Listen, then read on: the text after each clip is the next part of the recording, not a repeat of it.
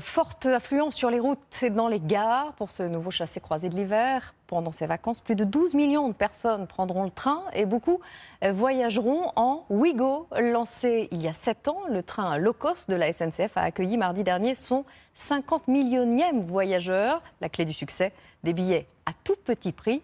Mais comment expliquer cette facture si allégée? Enquête de Johan Engen et Jean-Philippe Eckert. À l'embarquement, nous vous avons posé une simple question. Combien avez-vous payé votre billet Ouigo Paris-Marseille? 19 euros. 19 euros. 19 euros l'aller, 19 euros le retour. 31 euros. 18 euros. 35 euros. Et qu'en pensez-vous? Et alors, c'est pas cher. C'est largement accessible. Rapport qualité-prix, bien. Parfaitement satisfait de ce prix. Alors, quels sont les secrets de ces petits prix? Le premier se découvre dans les coulisses de ce technicentre de Strasbourg. Ici, pas question de fabriquer des trains flambant neufs. Les TGV Ouigo sont des TGV recyclés. Ces cheminots, pièce après pièce, donnent une seconde vie aux TGV classiques. On va toujours essayer de privilégier des pièces qui sont d'origine et qu'on va retravailler, repeindre, réparer pour les remonter et les remettre au design Ouigo. Une opération de transformation qui dure 4 mois et qui permet de belles économies. La logique pour nous, elle est de travailler dès les phases études sur l'ensemble des points techniques et des détails techniques du train pour en fin de compte proposer un vrai lifting et d'avoir un train 3 fois moins cher qu'un train neuf. Un TGV moins cher et beaucoup plus rentable, car, autre secret, l'entreprise en profite pour ajouter plus de sièges.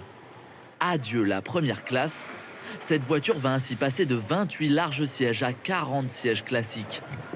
Adieu aussi cet ancien wagon-bar. On va créer 2 nouvelles estrades qui vont nous permettre d'accueillir ici 24 nouveaux sièges pour les voyageurs. Au total, ce TGV passe de 507 places à 634. C'est 25% de sièges en plus. Il y a donc plus de passagers à bord de ces trains. Ils payent leur place moins cher, c'est sûr, mais certains services ne sont plus gratuits. Allez-y, je vous laisse insérer la carte bancaire. En fait, sur Ouigo, on a le droit à un bagage cabine.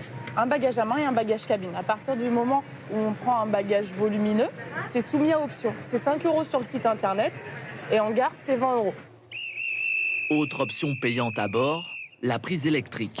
Messieurs, dames, bonjour. 2 euros. L'entreprise ferroviaire augmente ainsi ses marges. Mais pour affronter la future concurrence, son atout majeur est ailleurs. Ces TGV sont remplis. Une ligne Ouigo est rentable quand 85% de ses sièges sont occupés. Et sur ce trajet Paris-Colmar, ce taux grimpe, accrochez-vous, à 111%.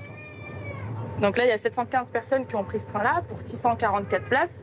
On l'explique tout simplement parce qu'on a des descentes et des montées et les places à chaque fois sont réoccupées à chaque arrêt. Et ces TGV pleins à craquer, ce serait dommage de les laisser se reposer. C'est le dernier secret. Chaque jour, ils font plus de trajets. Une des recettes du succès pour diminuer nos coûts, c'est passer d'une rame TGV qui roule 6 à 7 heures à une rame qui roule 12 à 13 heures, de façon à faire plus de trajets, proposer plus de voyages. Et pour pouvoir faire 12 à 13 heures de circulation tous les jours, il faut du coup les entretenir nos rames la nuit.